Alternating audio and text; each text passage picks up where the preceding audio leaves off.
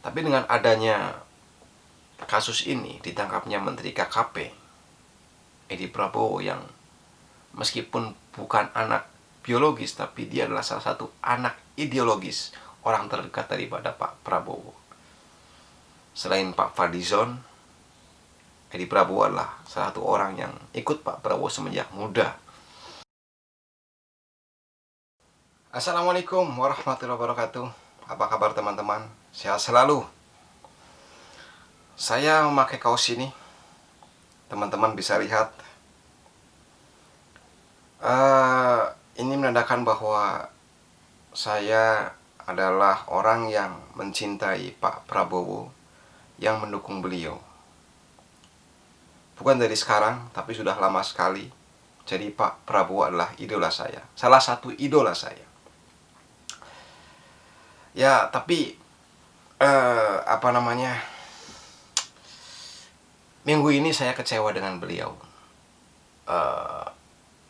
Selain kecewa, saya juga bersimpatik terhadap beliau, karena kita tahu bersama bahwa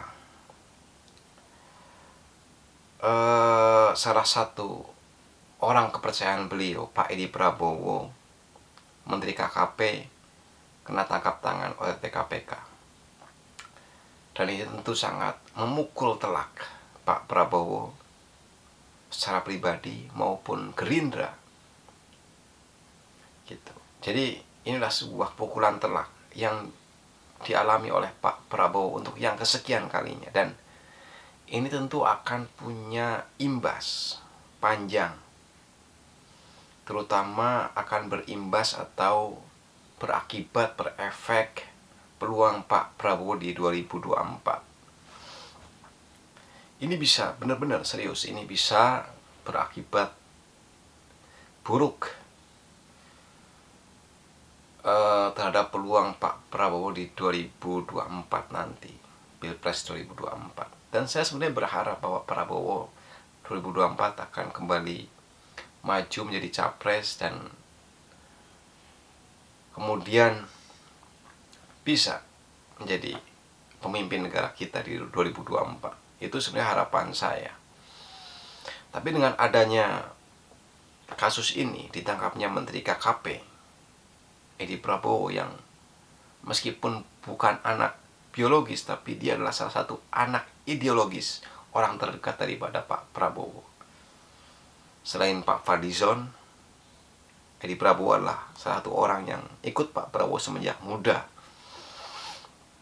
Dan kenapa saya kecewa? Karena Pak Prabowo tidak secara cepat merespon kejadian ini. Dulu Pak Prabowo pernah berstatement, ya kan, kalau ada kadernya yang korupsi, dia adalah orang yang akan mengantarkan dia ke dalam penjara. Dia akan mengejar sampai ke Antartika. Gitu. Ini adalah momen buruk yang seharusnya bisa diantisipasi lebih cepat atau bisa direspon lebih cepat, sehingga akan mengurangi beban Bapak. Gitu. Seharusnya Bapak tampil di media, ambil mic dan berbicara secara keras. Mohon maaf kepada rakyat Indonesia bahwa kader saya Edi Prabowo, orang yang saya percaya, ternyata mengkhianati kita semua. Sehingga saya sebagai ketua umum akan mendukung KPK untuk proses hukum dan akan saya berhentikan Edi Prabowo menjadi anggota Gerindra atau bahkan pengurus Gerindra. Begitu. Itu yang seharusnya Bapak itu lakukan, dan itu saya tunggu-tunggu. Saya bersimpatik terhadap Pak Prabowo. Saya bersimpatik. Saya kasihan sekali karena Pak Prabowo udah berulang-ulang dihianati oleh orang kepercayaan. Seharusnya Pak Prabowo tampil secepat mungkin, segera mungkin, ambil sikap. Itu harapan saya. Dan itu tidak dilakukan oleh Pak Prabowo dan saya kecewa. Tapi belum terlambat. Mohon Pak Prabowo tampil, bicara, jangan diam 1000 bahasa.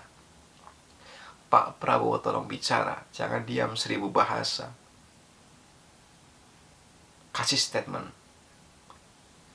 Yakinkan masyarakat Indonesia, yakinkan pendukung-pendukung Bapak bahwa Gerindra adalah partai yang besar, bahwa Bapak adalah orang yang berintegritas dan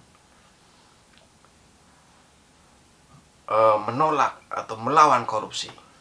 Gitu. Siapapun yang korupsi, entah itu kader terbaiknya, entah itu anaknya, kalau dia korupsi dan terbukti, maka harus diberhentikan dari Gerindra. Gitu, Pak. Tolong Pak, ambil sikap, Pak. Ambil sikap, jangan diam 1000 bahasa. Ini penting sekali buat Bapak, terutama untuk 2024. Ini sudah terlalu terjadi, maka Pak Prabowo harus mencari pengganti. Kalau memang sudah ada deal di depan bahwa penggantinya juga harus dari Gerindra, saya nggak tahu ada deal di depan atau enggak dengan Pak Jokowi. Kalau memang dari Gerindra, Bapak harus hati-hati pilih orang. Saran saya ada 2 nama, yaitu Pak Fadlizon dan Pak Sandiaga Uno. 2 nama itu saya anggap layak, dan 2 nama itu saya pikir dan saya kira tidak akan korupsi. Itu. Saya lagi, ini saya sampaikan semata-mata karena saya mencintai Pak Prabowo. Saya bersimpati kepada Pak Prabowo. Orang yang baik, tapi seringkali dihianati oleh orang lain, oleh orang-orang yang dibantunya. Oke Pak, punten Pak, mohon maaf Pak, saya lancang. Mohon maaf saya lancang. Tapi saran saya memang, ambil langkah yang cepat.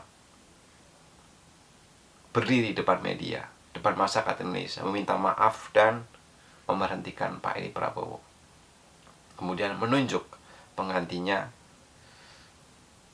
orang yang berkompeten dan loyal dan juga tidak mungkin korupsi.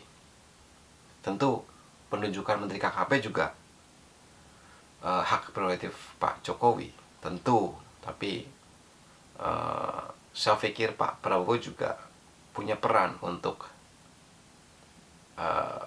siapa yang akan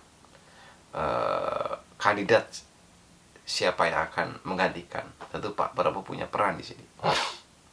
Itu saja buat teman-teman para pencinta Indonesia Heroes Club. Jangan lupa saksikan ILC nanti malam.